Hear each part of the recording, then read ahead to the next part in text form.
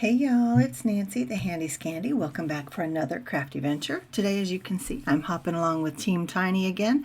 This is our last hop for 2021, and you want to use that hashtag Team Tiny Holiday Hop 2021. I will have it on the screen throughout the video, so you won't forget it. If you use that hashtag, when you use that hashtag, you'll be able to populate a list of all the participants in today's hop so you can hop along for some beautiful inspiration. Let me tell you about the card I'm making real quick, and then I'll get back to some more information about the hop. So the theme is winter. Oh, there's my sweet boy. He had to pipe in. Say good morning, Chess. Anyway, so the theme is winter, and I have this sweet little winter card with images from MFT, and I'm so in love, just so in love and having fun. The background that I'm using is a remnant from a gel plate pull from, oh gosh, maybe even a year ago, and I've done a little bit of stenciling with some embossing paste on there. And it was in my stash with the stenciling on there. I just decided that that would be a beautiful winter sky, and I think it turned out great. So I am just using my Arteza Everblends to color as per usual. And the first part where I was just doing the scarf, I had it in real time, and then I bumped it up to 1.5, and now the rest of it will be either ×2 or ×3 maybe. Yeah. Maybe it's ×3. Anyway, so again, just simple coloring because that's what I do. I do have to tell you though that my blender pen is running out of ink. So sometimes it'll smudge, and when it first started doing that, like I would freak out and I would be like, oh, I've ruined it. But I just continue to blend and blend and blend. Sometimes I'll pull out a different shade of gray and blend with that instead of the blender. And I don't always get the smudges fixed, but I do get them to a point where they're not so blaring. Excuse me. So when you see the close-ups at the end, you can still see the smudges on sweet little Snowy here. But really, it doesn't mess up the card overall, unless you're a perfectionist, which we know I'm not. So things like that don't bother me because my eye just doesn't land on them. So let me tell you a little bit more about the hop while I finish coloring. So Team Tiny is a Facebook group for crafters, particularly card makers, who have less than 1,000 subscribers. For many, their goal is to reach 1,000 subscribers and then become monetized. I'm not really interested in the monetization. If it happens, great. If it doesn't, great. I'm just having fun making videos and sharing creativity with you guys and kindness and love and all of those things. And so that's what I'm about. Do I like the numbers? I mean, I like that more and more of you are spending time with me and that I get to interact with you and get to know you. Yes, but I'm not about the monetization. That's all I'm saying. Some are, and that's fine. But Team Tiny is for those of us who have less than 1,000, whatever our crafty goals are. Doesn't really matter. So this is the last hop for 2021, and I am excited to see what 2022 might hold.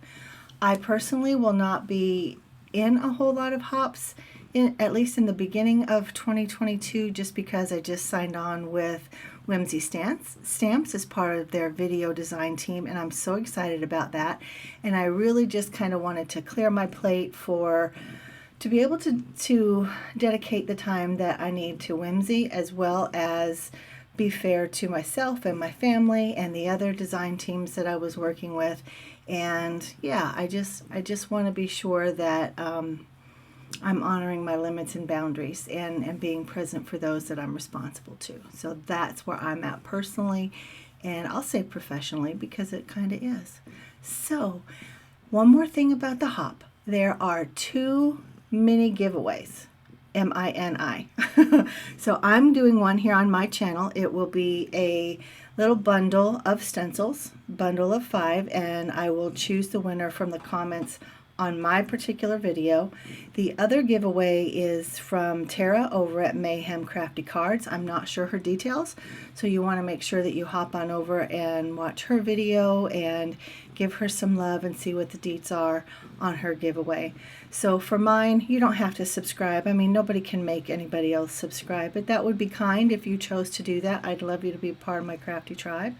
And I do ask, though, that you like the video and that you leave me a comment downstairs, and that will get you in the running to win my little gift pack of stencils. So I've done a lot on this card that I didn't tell you all about. Most of it is die cutting, a little bit of ink blending over my snowy hills, which, by the way, those two bottom snowbanks, I just freehand cut those. I didn't use a die.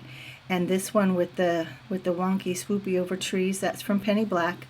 I love it when the trees are wonky and swoopy over. Obviously it depends on the project, but on a scene like this, I think it's super sweet. It's just endearing, and it kind of reminds me of Dr. Seuss, you know, with his kind of Seussical swoopy over trees.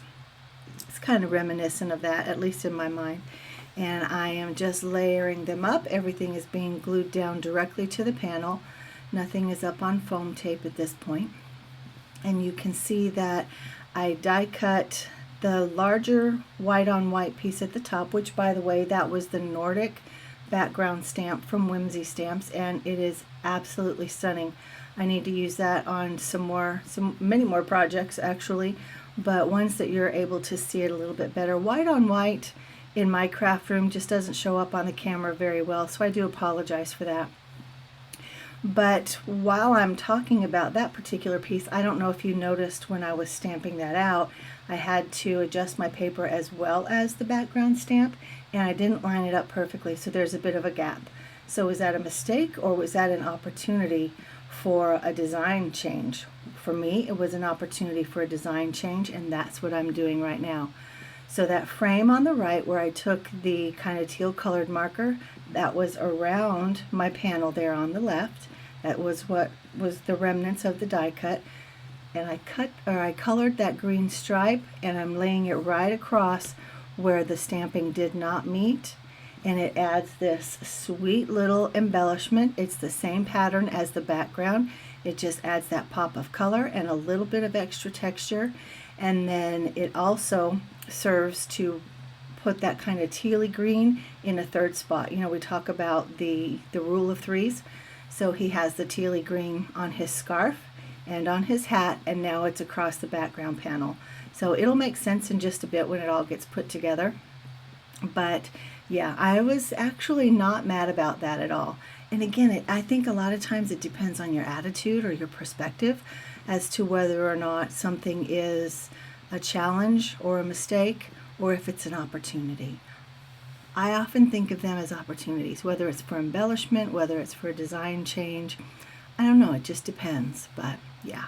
So building my scene, adding all my sweet little critters, I think it's coming together really sweet. I did run this whole panel with the snowy banks and the trees. I ran the whole thing through the die cut machine again so it would all have the stitching detail. And so there I was trying to decide, did I want that tealy green stripe to go across the top of my scene or the bottom? And clearly I chose the bottom. And again, it marries the greens, and it also puts a little bit of breakup on all that white because I've got the snowy banks and then I've got the white on white background embossing. So I think it just works. So here I'm going to show you. You can kind of see the embossing. You can kind of see, yeah, not really. I tried, y'all. I'm so sorry. I'll use that stamp again for sure, and you'll be able to see it. Also, you can head over to Whimsy Stamps channel and check it out over there. Several people have used it. I know my sweet friend Lisa Mensing has used it on some beautiful projects. She's so very creative and resourceful, and I just love watching her create. I'm always inspired, and it was actually watching her use that stamp that inspired me to buy it. Of course, Nordic, you know, handy scandy. I wanted it anyway, but her projects were what pushed me over the edge, and I had to buy it. So now finishing up my card, just mounting all the bits and pieces together. I was fixing some little edges there where I hadn't adhered things down properly, and here you can see I've added a sentiment, "Your snow sweet."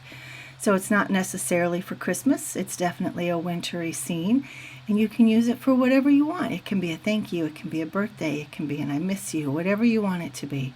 You're snow sweet, and I want to say that to y'all. Y'all are just snow sweet, and I thank you for being part of my Crafty tribe, for hopping along, for your love, for your support, for your comments, the thumbs up, all of it. I love you guys, and I thank you, and I appreciate you for being here with me today on this hashtag Team Tiny Holiday Hop 2021. Be sure to use that hashtag, hop along, see all the beautiful inspiration, and like, subscribe, comment, all the things, especially if you want to be in the running for my giveaway or Terra's, and you'll have to hop over to Terra's to get her specifics. So thanks again, guys. For now, this is Nancy, the Handy Scandy, and I'm out. Mwah.